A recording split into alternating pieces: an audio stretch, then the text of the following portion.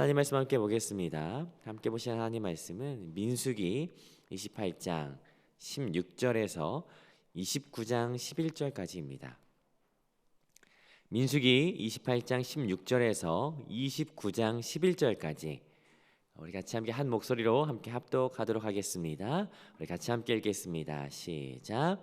첫째 달 넷째 날은 여호와를 위하여 지킬 유월절이며 또 그달 15째 날부터는 명절이니 이래 동안 무교병을 먹을 것이며 그 전날에는 성회로 모일 것이요 아무 일도 하지 말 것이며 숫송아지 2마리와 순양 1마리와 1년 된 순양 7마리를 다 흠없는 것으로 여호와께 화제를 드려 번제가 되게 할 것이며 그 소재로는 고운 가루에 기름을 섞어서 쓰되 숫송아지 1마리에는 10분의 3이요 순양 1마리에는 10분의 2를 드리고 어린 양 7에는 어린 양 1마리마다 10분의 1을 드릴 것이며 또 너희를 속죄하기 위하여 순염소 1마리로 속죄제를 드리되 아침의 번제 곧 상번제 외에 그것들을 드릴 것이니라. 너희는 이 순서대로 이래 동안 매일 여호와께 향기로운 화제의 음식을 드리되 상번제와 그 전제 외에 드릴 것이며 7째 날에는 성회로 모일 것이요 아무 일도 하지 말 것이니라. 77절 처음 익은 열매를 드리는 날에 너희가 여호와께 새 소제를 드릴 때에도 성회로 모일 것이요 아무 일도 하지 말 것이며 숫송아지 2마리와 순양 1마리와 1년 된 순양 7마리로 여호와께 향기로운 번제를 드릴 것이며 그 소재로는 고운 가루에 기름을 섞어서 쓰되 숫송아지 1마리마다 10분의 3이요 순양 1마리에는 10분의 2요 어린 양 7마리에는 어린 양 1마리마다 10분의 1을 드릴 것이며 또 너희를 속죄하기 위하여 순염소 1마리를 드리되 너희는 다 흠 없는 것으로 상번제와 그 소제와 전제 외에 그것들을 드릴 것이니라. 7째 달에 이르러는 그달 초하루에 성회로 모이고 아무 노동도 하지 말라. 이는 너희가 나팔을 불 것이니라. 너희는 숫송아지 1마리와 순양 1마리와 1년 되고 흠 없는 순양 7마리를 여호와께 향기로운 번제로 드릴 것이며 그 소재로는 고운 가루에 기름을 섞어서 쓰되 숫송아지에는 10분의 3이요 순양에는 10분의 2요 어린 양 7마리에는 어린 양 1마리마다 10분의 1을 드릴 것이며 또 너희를 속죄하기 위하여 순염소 1마리로 속죄제를 드리되 그달의 번제와 그 소제와 상번제와 그 소제와 그 전제 외에 그 규례를 따라 향기로운 냄새로 화제를 여호와께 드릴 것이니라. 7째 달 19날에는 너희가 성회로 모일 것이요 너희의 심령을 괴롭게 하며 아무 일도 하지 말 것이니라. 너희는 숫송아지 1마리와 순양 1마리와 1년 된 순양 7마리를 다 흠없는 것으로 여호와께 향기로운 번제를 드릴 것이며 그 소재로는 고운 가루에 기름을 섞어서 쓰되 숫송아지 1마리에는 10분의 3이요 순양 1마리는 10분의 2요 어린 양 7마리에는 어린 양 1마리마다 10분의 1을 드릴 것이며 속죄제와 상번제와 그 소제와 그 전제 외에 순염소 1마리를 속죄제로 드릴 것이니라. 아멘. 말씀을 살펴보도록 하겠습니다. 민수기는 36장까지 있습니다. 이제 곧 민수기도 끝이 보이죠. 민수기를 구분하는 방법에는 아마 여러 가지가 있겠지만 한글 성경의 이름 그대로 민수, 백성의 수를 세다라고 하는 의미를 살려서 구분을 좀 해본다면 두 부분으로 나눌 수 있을 것 같습니다.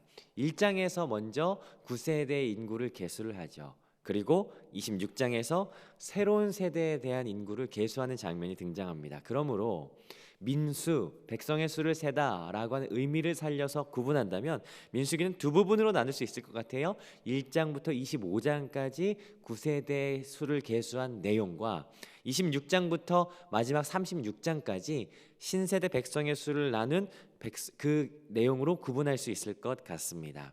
우리는 민수기 후반부를 묵상하고 있죠. 바로 신세대들의 이야기를 같이 함께 묵상하고 있습니다.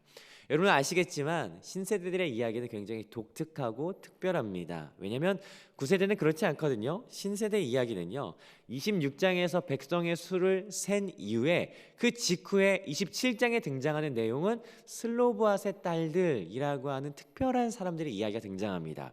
그리고 나서 36장에서 마무리할 때에도요 슬로브앗의 딸들 이야기로 마무리하고 있죠. 그러므로 이 신세대의 이야기는 슬로브앗 이야기들로 감싸 있는 것을 보게 됩니다. 여러분 이미 말씀을 들어서 알고 계실 겁니다. 슬로브앗의 딸들, 바랄 수 없는 중에 바라고 믿었던 그 사람들의 이야기로서 이 신세대 이야기가 감싸져 있다라는 것을 우리는 보게 됩니다. 그리고 이 26장부터 36장까지의 내용은 이 슬로밧의 딸들 안쪽으로 두 가지 내용이 들어갑니다. 그것은 바로 첫 번째는 다음 주 본문인데요. 32장부터 35장까지는 땅 분배에 대한 내용이 들어가게 됩니다. 아직 그 땅에 들어가지 않았어요. 그 광야 여정을 진행하고 있는 가운데 있는데 땅 분배가 이루어지고 있는 것이에요. 그리고 그 앞쪽인 오늘 본문이 28장부터 31장까지는요. 아직 그 땅에 들어가지 못했음에도 불구하고 그 땅 분배가 이루어질 그 조건이 과연 무엇이냐? 그것은 절기를 지키는 것이다 라고 하는 내용이 오늘부터 시작된 어제부터 시작된 28장부터 31장까지 내용에 들어가 있는 것이죠. 절기를 지킨다라고 하는 것은 반복되는 내용을 그저 구술하는 것이 아니라 굉장히 중요한 위치를 보여주고 있습니다. 그것은 뭐냐면 그 땅을 바라고 소망하게 하는 원동력이 무엇인가? 그 땅을 실제적으로 차지할 수 있는 능력이 무엇인가? 그것은 다름 아니라 절기, 예배다라고 하는 것을 오늘 본문들을 통해서 우리가 알 수 있게 됩니다. 그러므로 우리가 이번 한 주 동안 같이 함께 살펴보는 본문을 통해서 예배가 과연 무엇인지, 그 땅을 취할 수 있고 그 땅을 얻을 수 있는 그 유일한 조건이 무엇인지를 같이 함께 살펴보는 시간들이 되었으면 좋겠습니다. 오늘 본문은 같이 함께 읽어가시고 또 묵상하시면서 약간 난해한 부분들이 있었을 거예요. 계속 반복되는 부분이 많았는데 오늘 반복되는 부분들을 좀 분리를 해본다면 4개의 단락으로 나눌 수 있을 것 같습니다. 먼저 16절부터 25절까지는 이스라엘의 7개의 절기 중에 가장 앞선 2개의 절기를 이야기하죠. 유월절과 무교절에 관한 이야기를 하고 있습니다. 두 번째 단락으로는 26절부터 31절까지가 될 것 같아요. 우리가 오순절로 알고 있는 77절에 대해서 이야기합니다. 그리고 29장 1절부터 6절까지는 일곱째 달 초하루라고 이야기하는데요. 이 날은 흔히 우리가 알고 있는 절기인 나팔절입니다. 이 나팔절에 관해서 이야기하고 있어요. 그리고 7절부터 11절까지는 나팔절과 같은 달에 있는 대속죄일이라고 하는 날에 대해서 이야기하는데요. 오늘 본문들이 이 절기를 어떻게 말하는지 한번 첫 번째 단락부터 한번 살펴보면 좋을 것 같습니다. 자, 우리 먼저 첫 번째 단락 같이 함께 살펴보도록 하겠습니다. 16절부터 25절까지인데요. 먼저 16절부터 17절 우리 같이 한번 읽어보도록 하시죠. 함께 읽어보겠습니다. 16절 17절입니다. 시작. 첫째 달 14째 날은 여호와를 위하여 지킬 유월절이며 또 그 달 15째 날부터는 명절이니 이래 동안 무교병을 먹을 것이며. 첫 번째 단락은 유월절과 무교절에 관해서 나옵니다. 자, 앞으로 4개의 단락이 등장할 텐데요. 여러분 내용이 반복됩니다. 여러분 한번 같이 반복될 때마다 찾아보시면 좋을 것 같아요. 이 반복되는 4개의 단락은 일련의 형식을 취하고 있거든요. 가장 먼저 앞에는 뭐가 나오냐면 이러이러한 절기다라고 하는 절기에 대한 내용이 등장해요. 그리고 나서 두 번째로 나오는 것이 이 절기에는 어떤 제물을 드려야 된다라고 하면서 제물의 내용이 등장합니다. 그게 두 번째예요. 세 번째는 우리가 민수기 15장 하면서 제물을 드릴 때 제물만 드리지 않고 소제를 추가해야 하고 전제를 드려야 되고 기름을 드려야 된다라는 내용을 같이 함께 우리가 말씀을 묵상했었습니다. 그 내용을 이야기해요. 소제로 무엇을 추가할 것인가 세 번째로 등장하죠. 그리고 네 번째로 나오는 내용이요, 속죄제가 등장해요.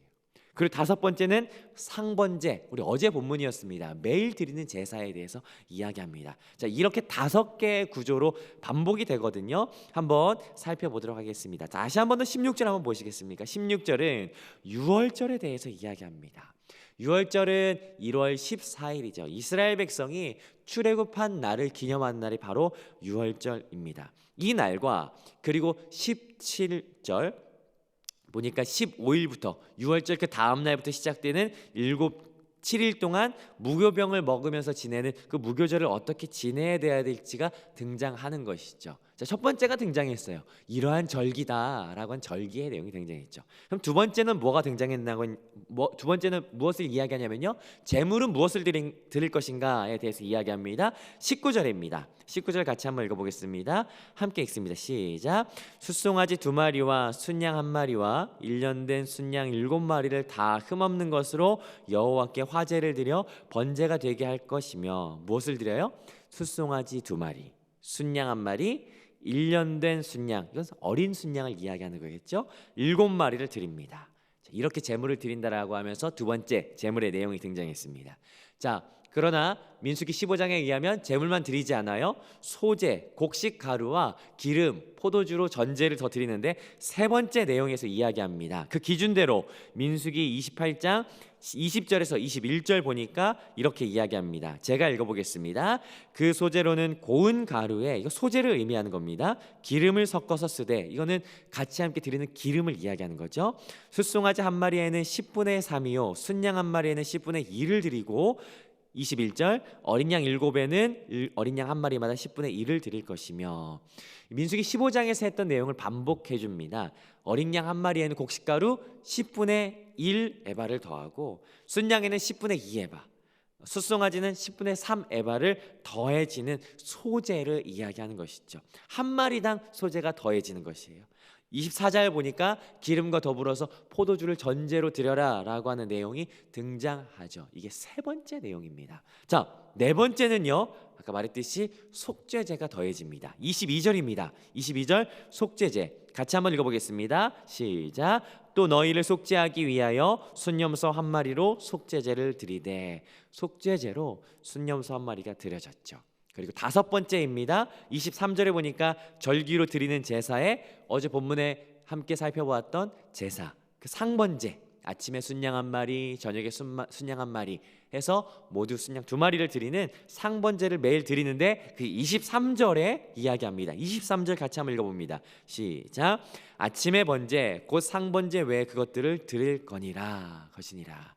이렇게 5번의 패턴으로 반복되는 것을 보게 됩니다.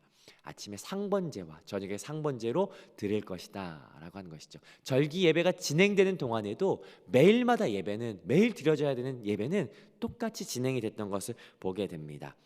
이 5개의 구조가 반복되는데요, 특이한 것은 무교절과 초막절이죠.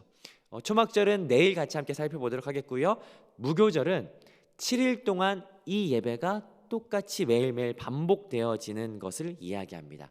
그 무교절에 대해서는 24절에 설명을 하는데요, 독특한 구절이기 때문에 24절은 우리 같이 한번 살펴보고 지나가도록 하겠습니다. 24절 같이 한번 보겠습니다. 함께 읽습니다. 시작. 너희는 이 순서대로 이레 동안 매일 여호와께 향기로운 화제의 음식을 드리되 상번제와 전제 외에 드릴 것이며, 무교절은 이 제물이 7일 동안 계속 반복되는 것이에요. 매일 숫송아지 2마리, 순양 1마리, 속죄제 염소 1마리, 어린 양 7마리 이렇게 드리는 것이죠. 거기다가 끝이 아니라 매일 드리는 상번제도 있으니까 상번제 더하면 9마리를 드리는 거예요. 이걸 7일 동안 반복하는 것이죠. 어제 본문에 의한다면 7일이 진행되는 동안에 어쨌든 안식일이 한번 들어갈 테니까 안식일 예배도 한번 있었을 거예요. 안식일 예배도 역시 마찬가지로 순양 2마리 드리거든요. 그러면 무교절 동안 드리는 이 제물의 양을 계산을 해보면요, 7일 동안 얼마나 드려지냐면 어린 양 65마리, 순양이 7마리, 숫송아지 14마리, 순염소가 7마리 드려져요. 계산해보면 굉장히 많은 양의 제물이 7일 동안 드려지는 것을 보게 됩니다. 이게 유월절과 무교절에 대한 내용이었습니다. 자, 우리 그러면 두 번째 단락으로 넘어가서 한번 살펴보겠습니다. 26절부터 31절까지인데요. 26절부터 31절까지도 동일한 패턴이 반복됩니다. 설명드렸던 5개의 패턴을 좀 같이 함께 살펴보면서 우리 같이 한번 찾아봤으면 좋겠습니다. 자, 첫 번째, 어떤 절기가 등장합니다. 어떤 절기인지 26절 이야기하네요. 26절 같이 한번 읽어봅니다. 함께 읽겠습니다. 시작. 77절 처음 익은 열매를 드리는 날에 너희가 여호와께 새 소재를 드릴 때에도 성회로 모일 것이요 아무 일도 하지 말 것이며, 칠칠절이라고 나옵니다. 어떤 절기예요? 오순절을 의미하죠. 이 날은 출애굽기 19장 1절에 보니까 셋째 달 되는 날에 이스라엘이 시내 광야에 도착합니다. 이 날을 기념하는 날이 바로 칠칠절 오순절이죠. 그 날을 절기로 지키는 것이에요. 자, 첫 번째 어떤 절기냐가 등장했습니다. 두 번째는 뭐가 나와야 될까요?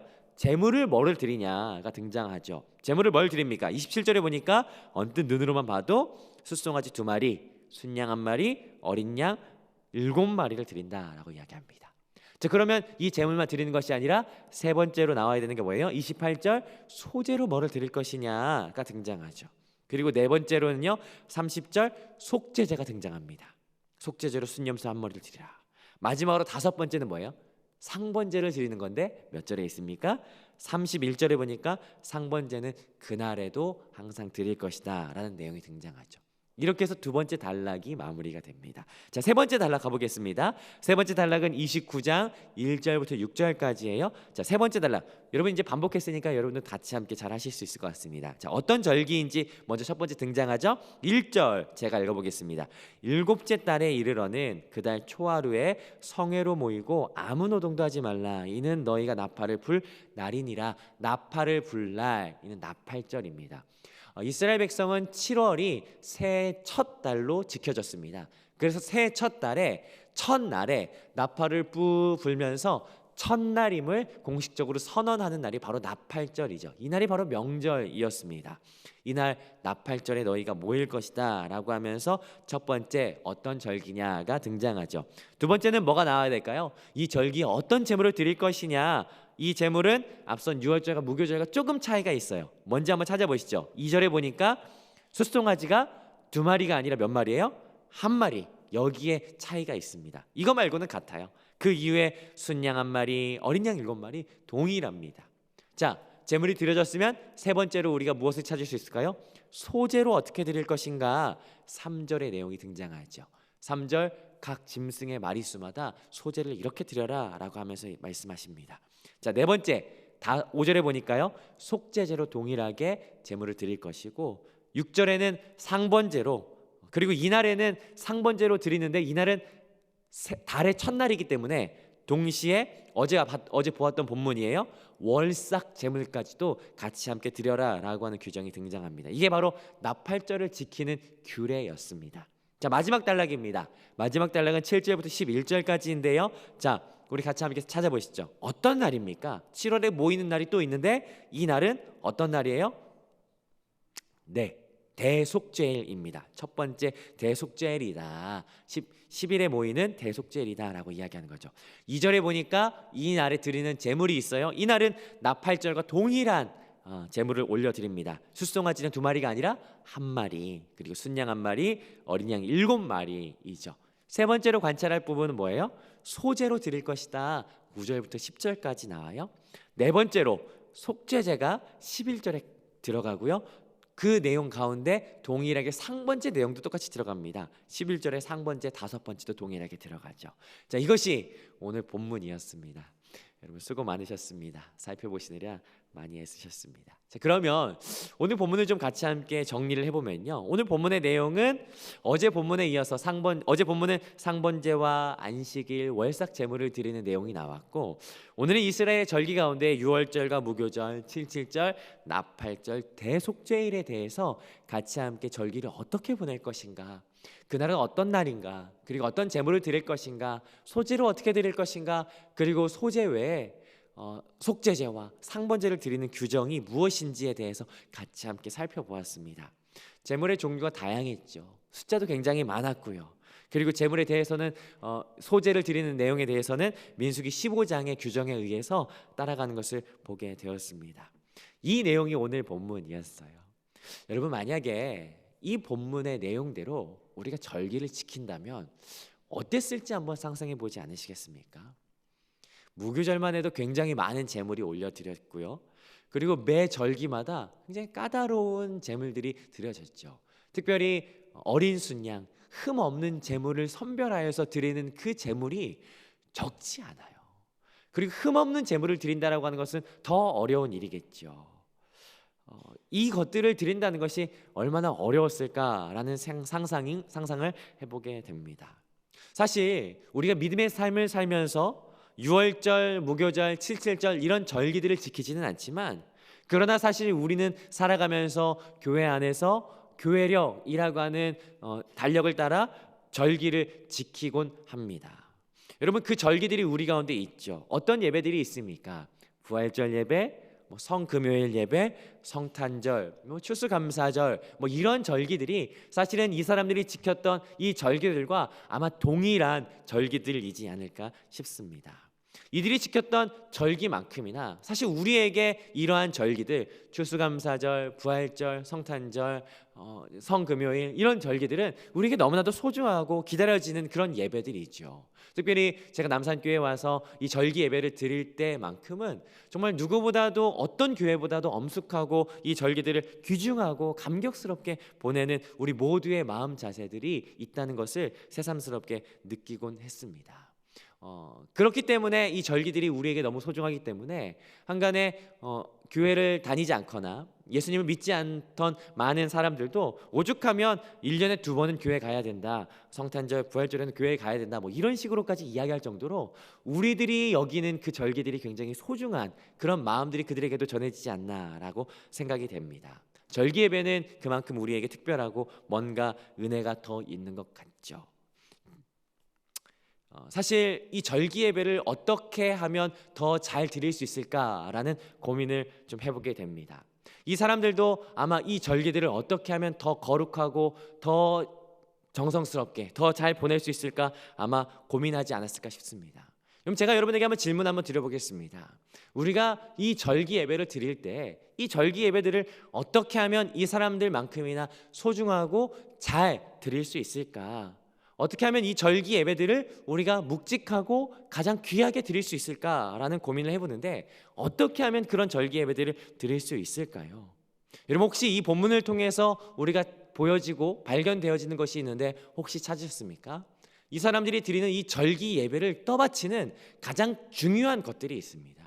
절기 예배를 귀하고 절기 예배를 절기 예배답게 드릴 수 있는 가장 기본적인 원리, 그것은 뭐냐면 매일마다 드리는 상번제가 반복된다라고 하는 것이 오늘 본문에서 찾게 되는 아주 귀한 구절이라는 것이죠. 이들이 이 절기 예배를 특별하고 은혜롭게 드릴 수 있는 가장 원칙적인 가장 기준은, 그것은 바로 매일 아침마다 드려지는 상번제, 매일 저녁마다 드려지는 상번제라는 것이 이들에게 가장 중요한 것이었을 것입니다. 절기 예배를 떠바치는 것, 그것은 바로 상번제이죠. 어떤 사람들은 그랬을지 모르겠습니다. 에이, 내일 칠칠절 예배가 있는데, 그리고 오늘 칠칠절 예배가 있는데 상번제 그거 한번 쉬죠 라고 이야기했을지 모르겠습니다. 혹자는 그렇게 이야기했을지 몰라요. 지금 무교절 예배가 계속해서 드려지고 있는데 하루에도 2마리의 송아지와 7마리의 순양들이 계속해서 드려지고 있는데 아침 예배 그거 한번 쉬면 안 되겠습니까? 라고 이야기할지 모르겠어요. 이것을 우리에게 적용한다면 그렇게 되지 않겠습니까? 사경회나 부흥회나 아니면 7일 동안 수련회가 계속해서 진행되고 있는데 아침 예배 그거 한번 쉬죠. 에이, 피곤한데 저녁 예배 좀 쉽시다 라고 이야기할 수 있을 것 같아요. 아니요, 여기서는 그렇게 하지 않아요.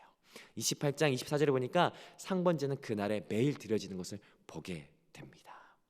1년의 절기가 바뀔 때마다 유교절, 무교절, 칠칠절, 나팔절, 대속죄일이 바뀔 때마다 아침과 저녁에 하나님 앞에 나아가는 이 상번제는 늘 드려졌던 것을 우리가 보게 됩니다. 이것은 예배 횟수를 말하는 것이 아니에요. 예배에 몇 번 드렸냐 이것을 카운트하는 것이 아닙니다. 여기에서 말하고자 하는 것은 바로 이것이에요. 가장 평범한 것이 가장 탁월한 것이다는 것을 이야기하는 거예요. 여러분, 특별한 것은 갑자기 나타나지 않습니다. 특별한 것은 평범한 것에서 나오는 거예요. 마찬가지로 우리가 탁월한 영성과 특별한 믿음의 실력을 소유하고 싶으십니까? 그것은 어떠한 체험이나 일시적인 경험으로 갑자기 점프하는 것이 아닙니다. 제가 젊었을 때는 몰랐습니다. 보다 제가 더 어렸을 때는 잘 몰랐어요. 저도 젊었을 때, 보다 어렸을 때 기도원 찾아가고 누구 좋다라고 하면 누구 찾아가고 정말 많이 했던 것 같아요. 그러나 여러분 더 잘 아시죠? 영성이라고 하는 것은, 믿음이라고 하는 것은 매일의 트랙을 뛸 때 점진적으로 성장하는 것이 바로 영성이고 믿음이라는 것이에요. 제가 지난주 격리하면서 제 자신을 스스로 점검해 보면서 제 자신에게 그랬어요. 나는 매일의 트랙을 잘 뛰고 있는가? 매일 기도와 매일 묵상과 매일 말씀 앞에서는 그 누구도 평가할 수 없는 하나님 앞에서의 친밀한 그 사귐의 교제가 매일매일 나에게 있는가라는 것을 저 자신을 스스로 점검해 보죠. 저 솔직히요, 저 탁월하고 싶습니다. 저 누구보다도 특별하고 싶어요. 그런데 오늘 말씀을 묵상하면서 하나님 앞에 다시 한 번 더 점검하고 다시 서게 됩니다. 평범한 게 탁월한 것이다. 오늘 하루를 잘 살아가는 것, 그것이 가장 멋지고 화려한 절기를 드려지는 것 이상으로 중요하고 아름다운 것이다 라고 하는 것을 알게 되는 것이죠. 사랑하는 성도 여러분, 우리 같이 함께 탁월하고 가장 아름다운 믿음의 삶을 살아가지 않으시겠습니까? 그것은 절기 예배같이 화려한 삶을 살아가는 것이 아닙니다. 바로 오늘 우리에게 주어진 하루의 삶을 믿음으로 순종하며 잘 살아가는 것, 그 예배자의 삶이 가장 탁월하고 특별한 삶인 것이죠. 오늘 이 하루도 한 걸음 한 걸음 주 예수와 함께 걸어가는 그 삶이 저와 여러분들의 삶이 되었으면 좋겠습니다. 특별한 삶, 그 삶은 바로 오늘 하루에 있습니다. 오늘 하루 하나님 안에서 교제하시며 기도하시며 말씀 함께 묵상하시며 그리고 우리의 입술 가운데 찬양으로 고백되어지는 오늘 하루의 삶이 바로 가장 특별한 삶이고 가장 비범한 삶임을 기억하시며 가장 특별한 오늘 하루의 삶을 살아가시는 저와 여러분들의 하루의 삶 되시기를 주님의 이름으로 축복합니다. 우리 같이 함께 주신 말씀 가지고 함께 기도하도록 하겠습니다.